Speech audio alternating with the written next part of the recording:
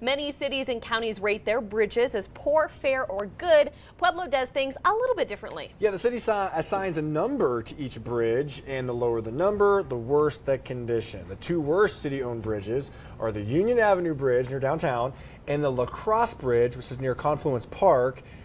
Pueblo also has bridges owned by CDOT that are rated in poor condition as well. We have our Scott Harrison down there for us right now, our road warrior. He's live in Pueblo with an update on the efforts to replace those bridges. And Scott, we know how dire of a situation this can become if it's not handled sooner rather than later. Yeah, that's right, Josh and Bryn. Good morning. As I've been telling you about bridges, the money just isn't always there to quickly replace bridges that need to be replaced, and so officials try to just keep them repaired and keep them maintained until that funding comes in. And now for the Steel City and the Home of Heroes, a lot of funding has come in. Showing you behind me that Union Avenue Bridge that's 100 years old. In the past month, the Pueblo area officials have received a total of $128 million in state and federal funding to tear down and rebuild the Union Avenue Bridge here and 5 other bridges, CDOT bridges, and rebuild those as well. Now, the Union Avenue Bridge was built a century ago, as we told you, after that historic 1921 Arkansas River flood.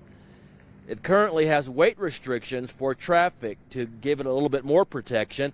One reason why the city was unable to get funding for it was because the Main Street Bridge nearby is also in use. Officials had tried for 7 years to get the money to replace the Union Avenue Bridge. Now they have nearly $14 million in hand for that.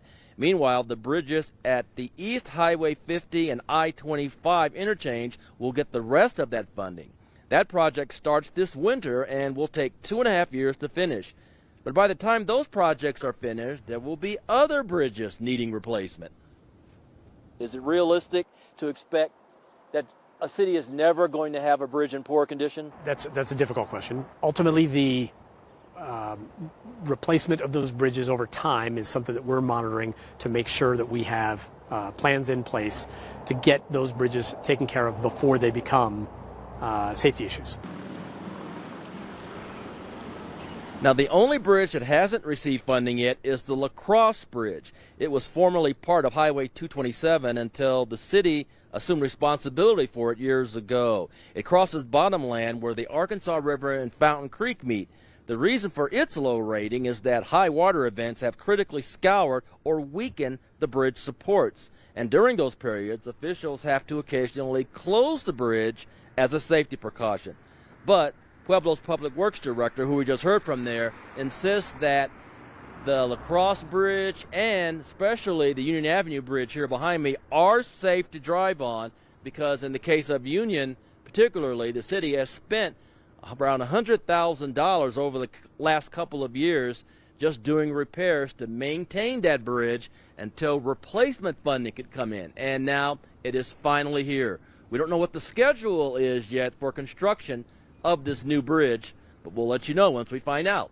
We're live in downtown Pueblo this morning. I'm the road warrior, Scott Harrison, for KRDO 13. Hey, thanks for the update, Scott. Is there something on your roads, your drive, your commute you would need an update on? You think something is really being overlooked? Tell Scott all about it. Road warrior at krdo.com.